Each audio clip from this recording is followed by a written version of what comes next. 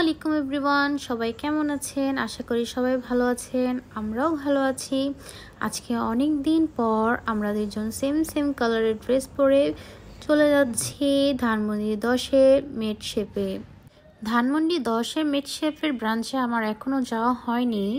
আজকে প্রথমেই এখানে আসা হলো, কিন্তু ওয়ারি ব্রাঞ্চটা আমার যাওয়া হয়েছিল। আর ওইখানকার আচারের রাইসটা খুবই টেস্টি ছিল। দেখা যাক এখানকার টেস্টটা কেমন হবে। এটা লোকেশনটা হচ্ছে ধানমন্ডি 10-এর ইবনে সিনা ঠিক অপোজিটের।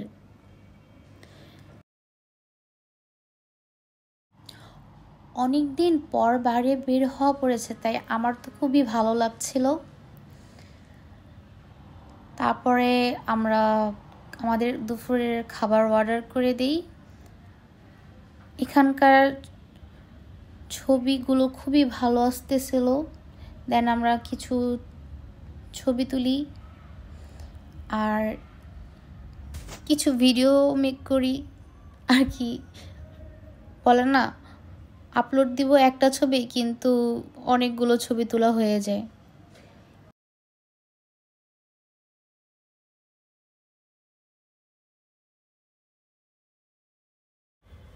এই রেস্টুরেন্টটার এনভায়রনমেন্টটা খুবই পজিটিভ, খুবই ভালো লাগতেছিল।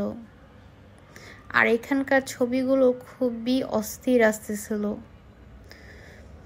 সো কথা বলতে বলতে আমাদের খাবার চলে আসে, আর সত্যি বলতে অনেক ক্ষুধাও লেগেছিল।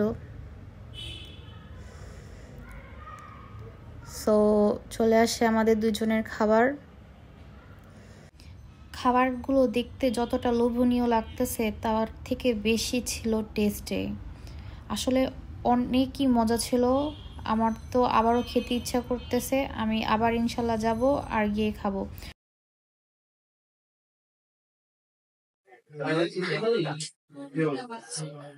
রিভিউ দাও, কেমন খাবারটা?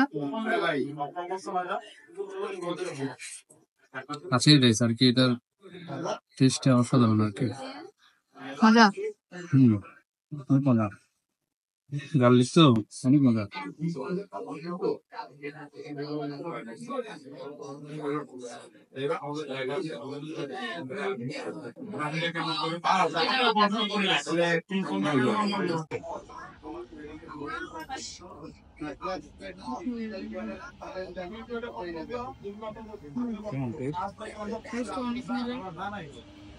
শুধু রাইসটা আমার প্রথম থেকে অনেক ফেভারিট।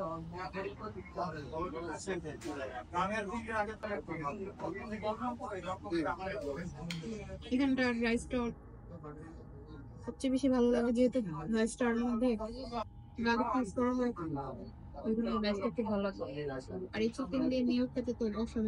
সো খাওয়া দাওয়া শেষ করে সেখানে আমরা কিছুক্ষণ টাইম স্পেন্ড করি, দেন কিছু ছবি ক্লিক করি, অ্যান্ড সেখান থেকে আমরা চলে যাই কাটাবন সিগন্যালের পাশে যে দোকানগুলো আছে সেখানে তার জন্য কিছু শপিং করতে।